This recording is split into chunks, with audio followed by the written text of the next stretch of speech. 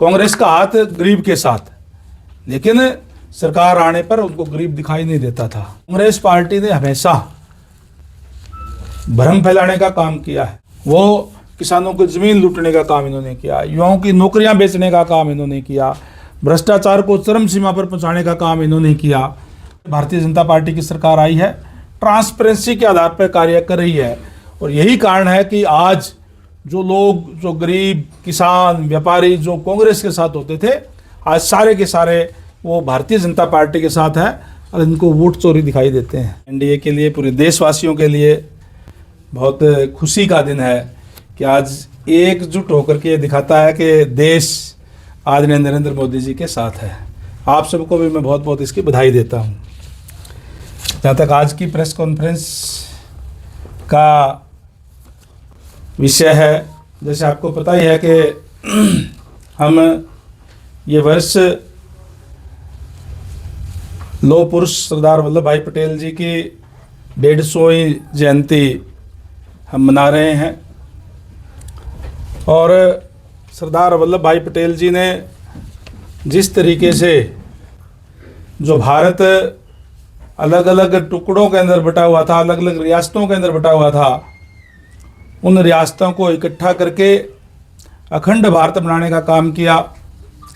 और जिस विश्वास के साथ उन्होंने कार्य किया, उनका ये विश्वास था जो आज भी कायम है, जिसको आगे लेकर के आज के दिन नरेंद्र मोदी जी चल रहे हैं कि देश, भारत देश हमेशा अखंड रहेगा। और जिस विश्वास के साथ सरदार वल्लभ भाई पटेल जी ने जो अपने जीवन के अंदर कार्य किए, उन्हीं को आगे बढ़ाते हुए आज हमारे देश के यशस्वी प्रधानमंत्री नरेंद्र मोदी जी, जो जिनका एक विज़न है, एक सपना है, और उन्होंने ये कहा कि जब 2047 आएगा तो देश विकसित राष्ट्र होगा, आत्मनिर्भर भारत होगा, और इस दिशा में लगातार वो कार्य कर रहे हैं। और आज हर एक युवा की जुबान पे सरदार वल्लभ भाई पटेल का नाम है। उनसे ये प्रेरणा मिलती है, युवाओं के अंदर एक नई ऊर्जा आती है कि किस तरीके से उस समय में देश को आज़ाद करके और फिर इसको अखंड भारत बनाने का काम किया।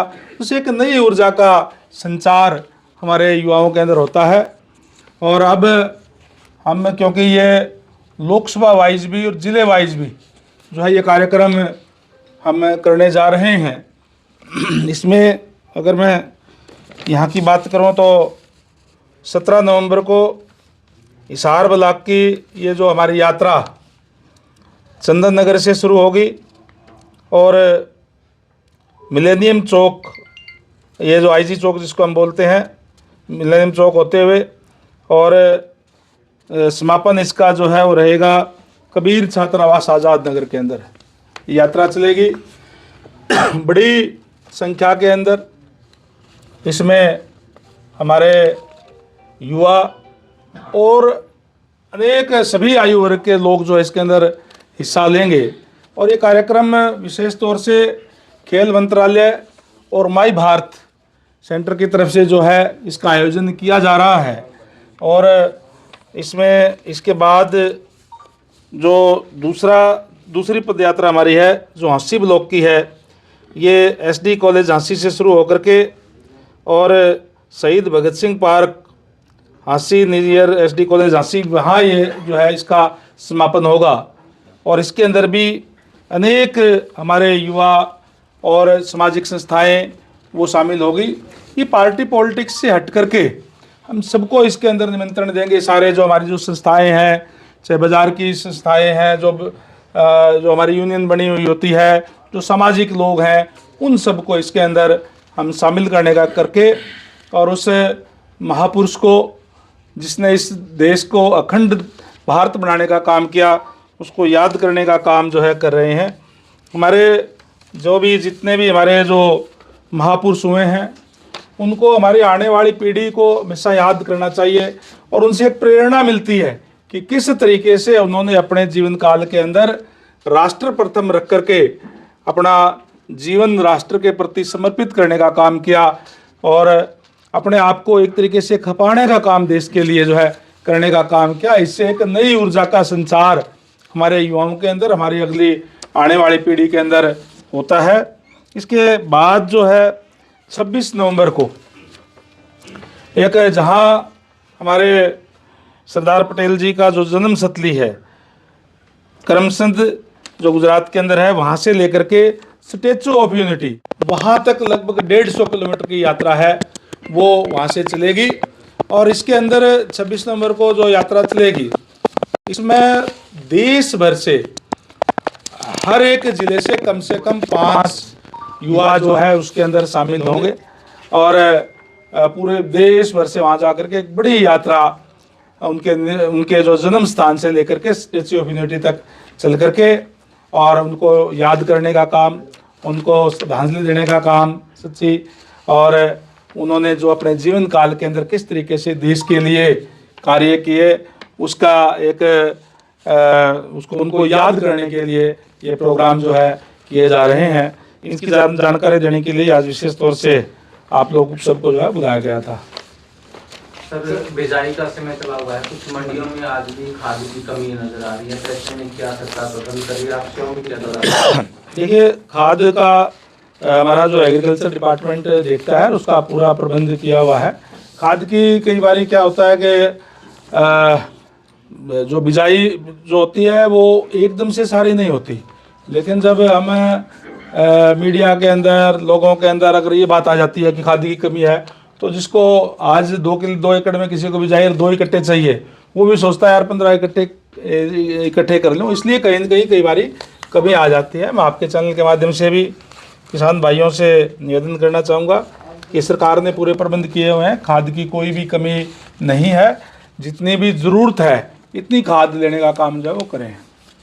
सर, दिल्ली में जो एक विस्फोट की घटना हुई, 10 लोगों की मौत हो गई, क्या मानते कि सुरक्षा में चूक मानते हैं, क्या मानते हैं आतंकवादी घटनाएं अब हो रही हैं? देखिए, दिल्ली के अंदर जो घटना हाल ही के अंदर हुई है, बहुत ही दुखद घटना और बहुत ही निंदनीय घटना हुई और हमारे केंद्रीय गृह मंत्री अमित शाह जी ने तुरंत वहाँ मौके पर जा कर के और सभी जो एजेंसीज हमारी सुरक्षा एजेंसी है उनसे भी बातचीत करने का काम किया।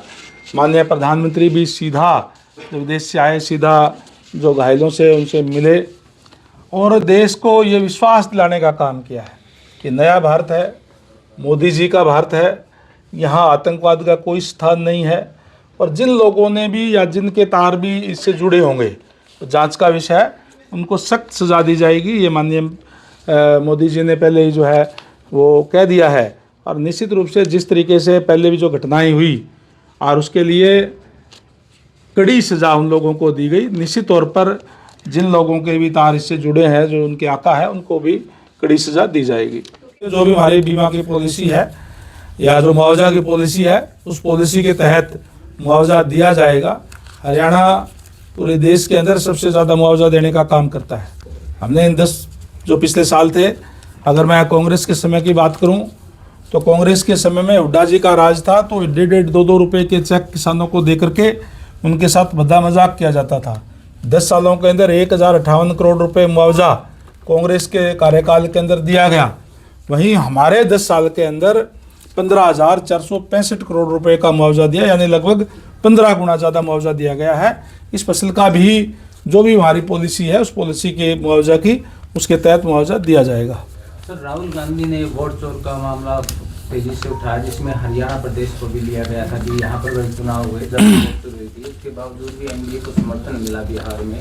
तो इस पर आप क्या कहना चाहेंगे कि यहाँ भी वोट चोरी का मामला उठेगा या जन समर्थन ही मांगेगा? जितनी झूठ और जितना भ्रम जितनी तेजी से फैलाने का काम किया, इतना ही उनका सुपड़ा साफ हुआ। ये तो आज के रिजल्ट ने बता ही दिया, आप लोग देख रहे हैं। देखिए, कांग्रेस पार्टी ने हमेशा भ्रम फैलाने का काम किया है। लोकसभा चुनाव के अंदर भी इन्होंने संविधान की पत्रिका हाथ में लेकर के और ये कहा था कि भारतीय जनता पार्टी की सरकार अगर तीसरी बार आ गई तो फिर संविधान को बदलने का काम करेगी। इस तरीके का भ्रम फैलाने का काम किया और अभी भी इस बिहार चुनाव से ऐन पहले इन्होंने वोट चोरी के इल्ज़ाम जो लगाने का काम किया।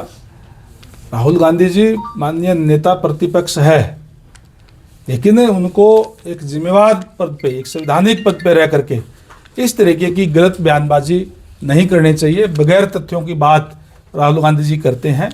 वोट चोरी हुए हैं उनके, वो इसलिए हुए हैं कि जो 10 साल तक जो उनकी सरकार रही प्रदेश के अंदर, जो उनके कार्यकलाप रहे, उन्होंने ये कहा था कि गरीब का हाथ, कांग्रेस का हाथ गरीब के साथ, लेकिन सरकार आने पर उनको गरीब दिखाई नहीं देता था। वो किसानों की ज़मीन लूटने का काम इन्होंने किया, युवाओं की नौकरियां बेचने का काम इन्होंने किया, भ्रष्टाचार को चरम सीमा पर पहुंचाने का काम इन्होंने किया। और जब से भारतीय जनता पार्टी की सरकार आई है, ट्रांसपेरेंसी के आधार पर कार्य कर रही है। और यही कारण है कि आज जो लोग, जो गरीब किसान व्यापारी जो कांग्रेस के साथ होते थे, आज सारे के सारे वो भारतीय जनता पार्टी के साथ है और इनको वोट चोरी दिखाई देते हैं। बिहार की जीत का श्रेय किसको देना चाहिए? बिहार की जीत का श्रेय बिहार की जनता को और हमारे देश के यशस्वी प्रधानमंत्री नरेंद्र मोदी जी जब से देश के प्रधानमंत्री बने हैं, उन्होंने देश का गौरव विश्व पटल पर बढ़ाने का काम किया है। और हमारे जो एनडीए के जो सरकार वहाँ चल रही थी, जिस ट्रांसपेरेंसी के साथ नीतीश कुमार जी के नेतृत्व के अंदर, निश्चित रूप से आज श्रेय उन्हीं को जाता है कि हमारे प्रधानमंत्री जी को, जिनके नेतृत्व में आज पूरा देश विश्वास रखता है। और इस चुनाव ने साबित कर दिया है कि आज पूरा देश एकजुट होकर के आदरणीय नरेंद्र मोदी जी के साथ है। पक्ष जो इस तरह की बातें करता है, राजनीति करता है, क्या मानते हैं? फ्रस्ट्रेशन के अंदर है ये लोग जो है, क्योंकि लोगों ने इनकी पार्टी को नकार दिया है, इसलिए कहीं न कहीं फ्रस्ट्रेशन के अंदर इस तरह की बात करते हैं। बरवाला नगर परिषद की टीम द्वारा जैसे दिवाली के दिनों में एक पर्ची काटी गई लोगों से, लेकिन उसमें सीरियल नंबर नहीं था, एक तरह से पर्ची करके वहाँ वसूली की गई है। किस चीज़ की? जैसे दिवाली के ऊपर फड़ी लगाने वाले, रेडी लगाने वाले, उनसे किसी से 500 किसी से 200, लेकिन उसमें ना म्यूनसिपल कमेटी की पर्ची तो लिखा हुआ, लेकिन सीरियल नंबर कोई भी नहीं है, नंबर नहीं है उसमें। मेरे नॉलेज में ऐसी कोई बात आई नहीं, ना मेरे को किसी ने कहा। मेरे पास अगर आएगी तो आप उनको भेजना, मैं ज़रूर उस पर संज्ञान लेंगे अगर इस टाइप की बात है तो। वैसे मेरे पास कोई आए नहीं, मैं बराड़ जाता रहता हूँ, लेकिन आए नहीं कोई भी। मैंने प्रधान जी से बात भी की, हालांकि उन्होंने स्वीकारा तो है, लेकिन कह रहे आपने कहा मैं पता करवाऊँगा।